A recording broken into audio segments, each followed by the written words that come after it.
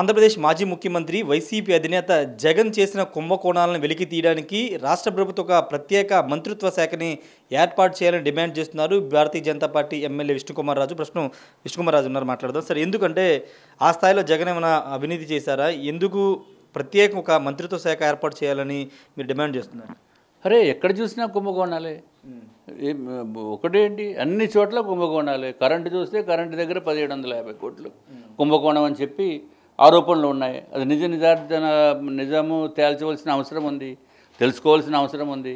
అట్లాగే పేదలకి రైస్ సప్లైలో కూడా మళ్ళీ అక్కడ కుంభకోణము. అట్లాగే రైస్ డెలివరీ సిస్టంలో కూడా కుంభకోణము. అంతకుముందు రేషన్ షాపుల్లో డైరెక్ట్గా ఎవరికైనా ఎప్పుడు కావాలంటే ఒక 15 రోజుల లోపల తీసుకునే దానికి అవకాశం ఉండేది. ఇప్పుడు జగన్మోహన్ రెడ్డి వచ్చి ఆయన ప్రభుత్వము ఏం చేశారు, ఇంటింటికి డోర్ డెలివరీ అని చెప్పారు. ఏంటి డోర్ డెలివరీ? డోర్ డెలివరీ కాదు, అది డెలివరీ అంతా అయ్యేది సౌత్ ఆఫ్రికాకి డెలివరీ చేస్తున్నారు.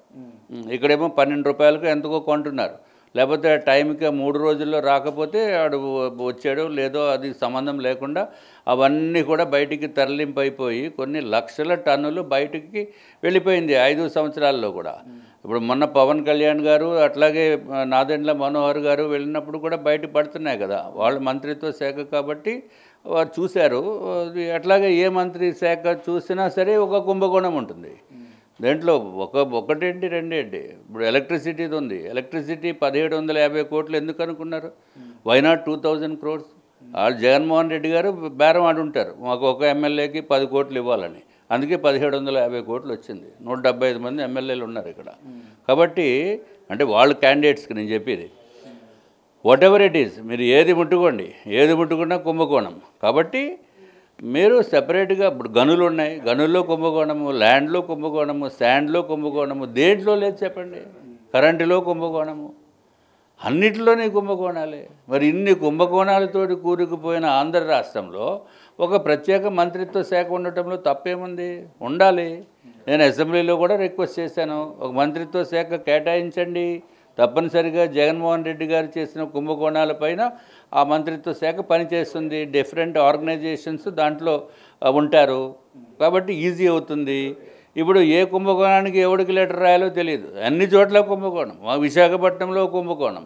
అదేదైతే ల్యాండు హాస్పిటల్కి ఇచ్చిన ల్యాండ్ ఇదివరకు 1988లో ఇచ్చారు హాస్పిటల్కి అని, 200 రూపాయలకి కేటాయించారు. దాంట్లో కండిషన్స్ ఉన్నాయి. 20% బెడ్స్ అన్నీ ఫ్రీ ట్రీట్మెంట్ చేయాలని చెప్పారు, దాన్ని మార్పు చేయకూడదని చెప్పారు. కానీ జగన్మోహన్ రెడ్డి గారి ప్రభుత్వంలో 2020 ఫిబ్రవరి 1వ తారీఖు నాడు వాళ్ళే మళ్ళీ అప్లై చేశారు, మాకు కన్వర్షన్ ఇచ్చేయండి అని. వెంటనే కన్వర్ట్ చేశారు. 20 రోజుల్లో హాస్పిటల్కి ఇచ్చిన ల్యాండ్ని రెసిడెన్షియల్ యూజు, కమర్షియల్ యూజ్ కింద కన్వర్ట్ చేశారు. పోనీ ఏదో 100 గజమో లేకపోతే 500 గజమో కాదు, 4800 గజాలు, 80 కోట్ల రూపాయలు, 90 కోట్ల రూపాయలు ఉంటుంది అక్కడ. ఇదివరకు ఇచ్చింది 8,70,000కి ఇచ్చారు. దాన్ని ఇప్పుడు మార్చేశారు. ఇదంతా కుంభకోణాలకి తెర లేపింది వాళ్ళు వైఎస్ఆర్సీపీ. ఏది చూడండి, ఒకటి కాదు రెండు కాదు, మొత్తం అన్నీ కూడా కుంభకోణాలతోటి కూరుకుపోయినున్న జగన్మోహన్ రెడ్డి గారి ప్రభుత్వం. కుంభకోణాల ప్రభుత్వము 2019 నుంచి 2024 వరకు. సో ఇవన్నీ బయట తీయవలసిన బాధ్యత ఈ ప్రభుత్వం పైన ఉంది. అందుకే ఒక సెపరేట్ మంత్రిత్వ శాఖ పెట్టండి, లేకపోతే ఒక సెపరేట్ సెల్ పెట్టండి. ఒకవేళ మంత్రిత్వ శాఖ పెట్టేదానికి మీకు ఏమన్నా గవర్నమెంట్ పరంగా ఏమైనా ఇబ్బందులు ఉంటే ఒక సెపరేట్గా ఒక ఆర్గనైజేషన్ లాంటిది పెట్టాలి. అంటే ఇప్పుడు నాగబాబుకి మంత్రి పదవి ఇవ్వబోతున్నామని ప్రకటించారు, నాగబాబు గారికి అలాంటి శాఖ ఇవ్వాలని కోరుతారు? అది వాళ్ళు పొలిటికల్ ఇష్టం, వారు ప్రకటించారు, మీరు తీసుకుంటారు. దాని మీద మన కామెంట్స్ కరెక్ట్ కాదు. అంటే మీరు భారతీయ జనతా పార్టీగా మీరు ఏమైనా అసంతృప్తిగా ఉన్నారు? ఎందుకంటే నాగబాబుతో కలిపి 4 మంత్రి పదవులు జనసేన పార్టీ తీసుకుంది, మీరు కేవలం ఒక మంత్రి పదవి మీకు ఇచ్చారు కూటమిలో. మీరు ఏమైనా అసంతృప్తిగా ఉన్నారా మీ పార్టీ పరంగా? అది అసంతృప్తి ఉందా లేదా అనేది ముఖ్యమంత్రి గారు చూసుకుని తెలుసుకోవాలా, మేము చెప్తే కాదు కదా. ముఖ్యమంత్రి గారికి తెలియాలి మాకు అసంతృప్తి ఉందా లేదా అనేది. ఏదైనా ముగ్గురు కలిసి ఉన్న కూటమి ప్రభుత్వము కాబట్టి ప్రజలు ఎలక్షన్స్లో మాకు ఓట్లు వేశారు, ముగ్గురిని చూసి ఓట్లు వేశారు. కాబట్టి ముఖ్యమంత్రి గారు ఏ డెసిషన్ తీసుకున్నా దానికి మేము ఆమోదం చేయవలసిన బాధ్యత మాకుంది. గతంలో మీకు 2014-19 వరకు 2 మంత్రిత్వ శాఖలు ఉండేవి, పడికొండ మాణిక్యరావు గారు, కామినేని శ్రీనివాస్ గారు. కానీ ఇప్పుడు ఎందుకు ఒక మంత్రి పదవి? అదే మాకు సీట్లు పెరిగినాయి కదా, అందుకని తగ్గించారు. అది అందరికీ పెరిగిపోయినాయి సీట్లు.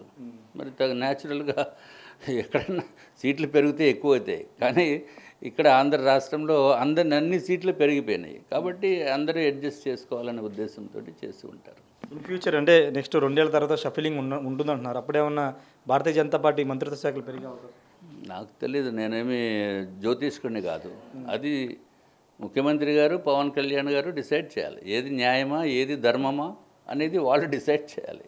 లేకపోతే ప్రజలకి ఏది ఉపయోగమా అనేది డిసైడ్ చేయాలి. ఎవరికి ఎఫిషియన్సీ ఉంది అనేది కూడా ఆలోచించి డిసైడ్ చేయవలసిన బాధ్యత ఈ రాష్ట్ర ప్రభుత్వం పైన ఉంది. పవన్ కళ్యాణ్కి హోంమంత్రికి చంపేస్తామని బెదిరింపు కాల్స్ రావడం ఎలా చూస్తారంటే కొంత లా అండ్ ఆర్డర్ గ్యాప్ ఏమైనా కనబడుతుంది అనుకుంటున్నారు? అది దురదృష్టకరము. ఎందుకంటే ఇంకా పాత మత్తులో కొంతమంది ఉండిపోయారు.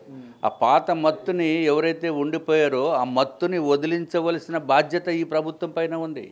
ఇప్పుడే కొంచెం స్టార్ట్ చేసినట్టుగా కనపడుతుంది. లేకపోతే బూతులు మాట్లాడటము, ఇష్టం వచ్చినట్టు అవమానపరచటము అదొక సర్వసాధారణమైన విషయం అయిపోయింది పాత ప్రభుత్వంలో. ఇప్పుడు దాన్ని ఆ మత్తు ఇంకా కొంచెం హ్యాంగ్ ఓవర్ ఉంది. సో దాన్ని తొలగించవలసిన బాధ్యత ఉంది. తొలగించాక కరెక్ట్గా సెటరేట్ అవుతారు, దాంట్లో డౌట్ లేదు. Thank you sir. మొత్తంగా అయితే మంత్రిత్వ శాఖ ఉండాల్సిందని చెప్తున్నారు. ఒక శాఖలో కాదు అన్ని శాఖల్లో గత ప్రభుత్వం అవినీతి జరిగింది కాబట్టి అవినీతిని బయటికి తీయాలంటే ప్రత్యేక శాఖను ఒక సెల్గాను ఏర్పాటు చేయాలని విష్ణుకుమార్ రాజు కోరుతున్నారు.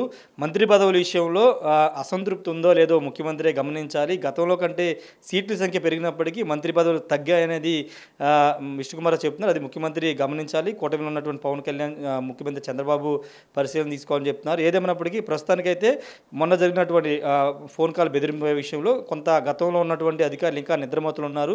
వాళ్ళందరూ కూడా ఇప్పుడిప్పుడే మేలుకుంటున్నారని విష్ణుకుమార్ చెప్తున్నారు. కెమెరా పర్సన్ ప్రసాద్తో రాయ్ టీవీ విజయవాడ నుండి. మరిన్ని వీడియోస్ కోసం ఛానల్ ని సబ్స్క్రైబ్ చేయండి. లేటెస్ట్ అప్డేట్స్ కోసం వాట్సాప్ ఛానల్ ని ఫాలో అవ్వండి. ఆ లింక్ డిస్క్రిప్షన్ లో ఉంది.